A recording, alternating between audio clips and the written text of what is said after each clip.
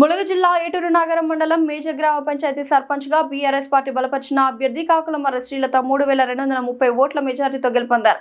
మంత్రి సీతక్క నియోజకవర్గంలోని ఏటూరు నాగారంకు స్వయంగా వెళ్లి 5 రోజులు ప్రచారం చేసినా కూడా ప్రజలు ఆమె మాట నమ్మకుండా బీఆర్ఎస్ కే పట్టం కట్టారు.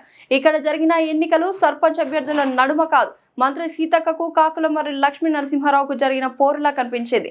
ఈ పోరులో సీతక్కను ఓడించి కాకులమర్రి కుటుంబాన్ని ప్రజలు ఆదరించారు. దీంతో కాంగ్రెస్ సర్కార్ ఇచ్చే హామీలకు ప్రజలు నమ్మే పరిస్థితి కనబడడం లేదు. రానున్న ఎంపీటీసీ జెడ్పీటీసీ ఎన్నికల్లో కూడా బీఆర్ఎస్ ఆదరిస్తారని ఊహాగానాలు వినిపిస్తున్నాయి. ఏటూరు నగరం మేజర్ గ్రామ పంచాయతీ సర్పంచ్ గా గెలుపొందిన కాకులమర్రి శ్రీలతతో పాటు బీఆర్ఎస్ పార్టీ జిల్లా అధ్యక్షులు కాకులమర్రి లక్ష్మీ నరసింహారావుతో హెచ్బిఎన్ ఛానల్ తో చైర్మన్ హబీబ్ ఖాన్ ముఖాముఖి.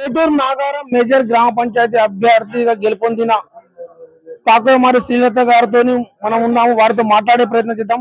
నమస్తే అండి. ఏటూరు నాగారం మేజర్ గ్రామ పంచాయతీ 16 వార్డు నుంచి 16 వార్డులలో మీరు గొప్ప మెజార్టీతో మిమ్మల్ని మా లక్ష్మణ్ బాబు గారి జిల్లా అధ్యక్షుని నమ్మకం మీద గెలుపొందారు. మీ ఏటూరు నాగారం గ్రామం మన ఓటర్లకు ఏం హామీ ఇస్తున్నారు? వారి నమ్మకం ఎప్పుడు నిలుపుకుంటా, వారిని వార్డ్ మెంబర్స్, వారి సహాయము, ప్రజలు అందరి ఆదరణకు నేను శిరస్సు వంచి నమస్కారం చేస్తున్నా. మనతో మాట్లాడడానికి ములుగు జిల్లా అధ్యక్షులు కాకులమర్రి లక్ష్మణరావు గారు ఉన్నారు. వారితో మాట్లాడే ప్రయత్నం చేద్దాం. నమస్తే అండి. మిమ్మల్ని ఓడించడానికి మంత్రి సీత గారు ప్రతి వార్డును తిరిగి ఒక రాష్ట్రానికి పంచాయతీ శాఖ మంత్రిగా ఉన్నటువంటి మంత్రి సీతక్క గారు మరియు జిల్లా అధ్యక్షుడు పైడాకుల అశోక్ గారు, మన రాష్ట్ర యువ నాయకుడు కుంజ సూర్య గారు మిమ్మల్ని ఓడించడానికి నానా ప్రయత్నం చేసినా కూడా ఏటూరు నాగారం ప్రజలు బ్రహ్మరథం పట్టి మీరు భారీ ఓట్ల మేరతో గెలిపించారు. మీరు ఏటూరు నాగారం ప్రజలకు ఏ విధంగా? ఏటూరు నాగారం ప్రజలకు మా జీవితాంతరం మేము రుణపడి ఉంటాం. మా కుటుంబాన్ని గత 40, 50, 60, 70 సంవత్సరాల నుంచి మా కుటుంబాన్ని ప్రజలు ఆదరిస్తూ వస్తున్నారు.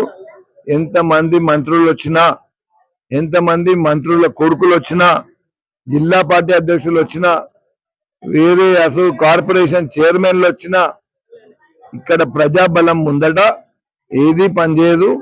ఎవరైతే ప్రజలకు పనిచేస్తారో, ప్రజలు ఎవరి మీదనైతే విశ్వాసం పెట్టుకుంటారో వాళ్ళని ఓడియాలని కుట్రలు ఎన్ని చేసినా అవి ప్రజల మద్దతు ముందట ఏవి పేలవు, ఏవి పనిచేయవు అని చెప్పి మీ అందరికీ తెలియజేస్తున్నాను.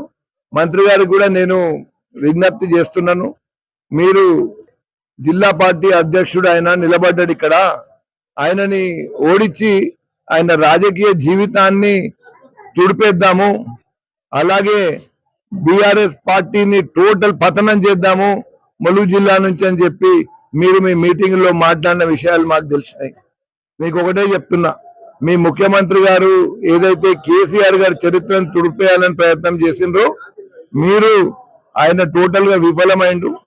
ఈ రోజు మీరు కూడా మా రాజకీయ జీవితాన్ని భూస్థాపితం చేయాలని మీరు ఊహించినా అది ప్రజాబలంతో అది జరగలేదు అని చెప్పి మీకు తెలియజేస్తున్నా. అయినా మీరు అన్ని వ్యూహాలు రాజకీయాలలో వేసినా మేము యాక్సెప్ట్ చేస్తున్నాం. ఎందుకంటే గెలవాలని ప్రతి ఒక్కరు ప్రయత్నం చేస్తారు, మీరు కూడా ప్రయత్నం చేసిండ్రు. మేము గెలిచినాం, ప్రజల బలంతో మేము గెలిచినాం. మీరు ఒక మంత్రిగా మీకు ఈ కాన్స్టిట్యున్సీకి ఎమ్మెల్యేగా మీకు బాధ్యతలు ఉన్నాయి. ఏదైతే మీరు ప్రజలను బెదిరించిండ్రో, ఇవి గెలిపించకపోతే ఇండ్లు ఇవ్వము, రోడ్లు ఇవ్వము, డ్రైనేజ్లు ఇవ్వం, అవన్నీ మీరు ఓన్లీ రాజకీయాల కోసం మాట్లాడారని మేము అనుకుంటున్నాం.